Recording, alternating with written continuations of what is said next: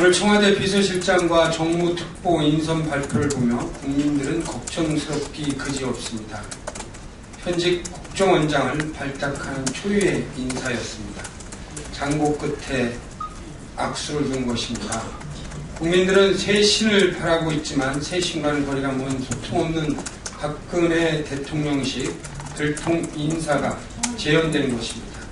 오죽하면 여당에서조차 유감의 뜻을 밝혔습니다. 새누리당 유승민 원내대표 또한 국정원장 출신 비서실장과 국회의원의 정무특보 임명에 유감과 우려의 목소리를 냈습니다. 국회의원 출신의 정무특보를 임명함으로써 국회를 청와대 밑에 두겠다는 것인지 박근혜 대통령은 제고할 것을 거듭 강조합니다. 오늘로 대정부 질의 마무리가 되어가고 있습니다. 서민 증세와 법인세 정상화의 필요성, 개헌과 박근혜 정부의 인사 시스템 붕괴, 국정원의 댓글 대선 개입 등에 대해 박근혜 정부의 실정을 지적했습니다. 그런데 데뷔전을 치른 이완구 총리에 대해 한 말씀 드리지 않을 수 없습니다. 지적하는 모든 문제에 대해 취임한 지 얼마 되지 않아 살펴보도록 하겠다. 파악해보고 답변하겠다. 유념하겠다로 일관하고 있습니다. 신중한 답변 태도에 대해서는 긍정평가를 하지만 애매모호한 답변은 책임 총리로서 자질을 기대할 수 없을 것 같습니다.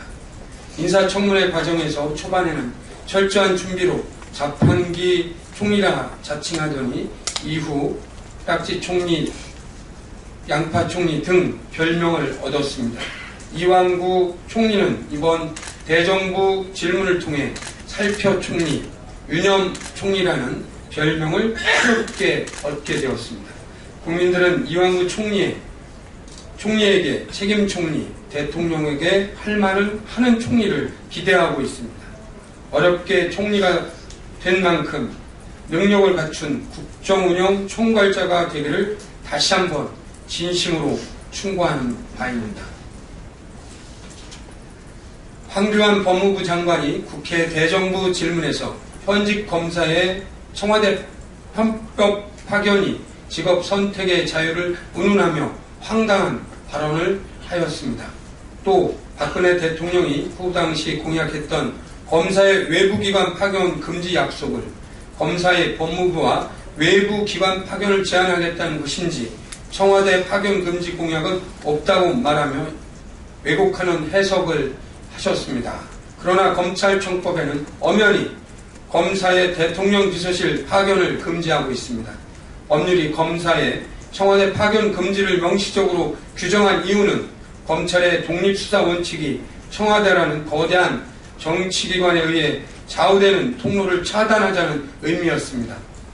이미 이중희 전 차장검사가 청와대 민정비서관으로 근무하기 위해 2013년 초 사표를 냈다가 청와대를 떠난 뒤 다시 지난해 5월 서울고검검사로 재임용되었습니다.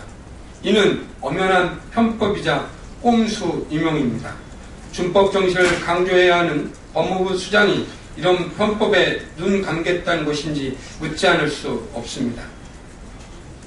그럼에도 불구하고 박근혜 대통령이 콕 찍어 말하지 않았다고 그건 공약이 아니라고 해석하는 능력이 대단합니다. 박근혜 대통령의 의중이 정말 그런 것인지 박근혜 대통령에게 직접 물어봤는지 황교안 장관은 답변해야 할 것입니다. 청와대 비서관에 임명되는 것은 특정 직역에 취업하는 것보다 더 큰 의미를 갖고 있습니다. 황교안 장관이 말했듯 청와대 민정비서관이 법률 전문가로서 경험을 정부에 기여할 수 있도록 봉사하는 것만이라면 누가 반대를 하겠습니까? 현직 검사들이 청와대 민정비서관이 되어 검찰을 지휘감독하며 정치검찰에 앞장섰다가 다시 법무부와 검찰의 핵심 요직에 채용의 형식으로 배치되는 보온이 행해지고 있기 때문에 문제가 되는 것입니다. 만약 황교안 장관이 말했듯 검찰청법이 직업의 자유 침해라는 유연적 조항이라면 정부의 이름으로 개정안을 발의해야 할 것입니다. 최근 민정비서관에 임명된 권정은 전 부산지검 형사 1부장이 청와대를 그만둔 후 다시 검사로 복귀하는지를 두고 보겠습니다. 한 언론의 지적처럼 청와대와 법무부가 꼼수로 법을 위반하면서 누구한테 법을 지키라고 말할 수 있겠는지 묻지 않을 수 없습니다.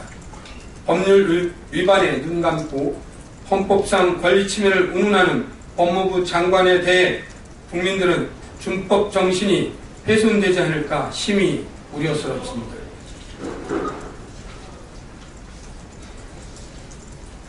이명박 전 대통령은 이번 달 초 발표했던 회고록에서 노무현 정부 당시 미국산 쇠고기 수입을 위한 이면 합의가 있었다고 밝혔는데, 이에 대해 산업통상자원부는 이면 합의는 없었다는 공식 입장을 표명했습니다.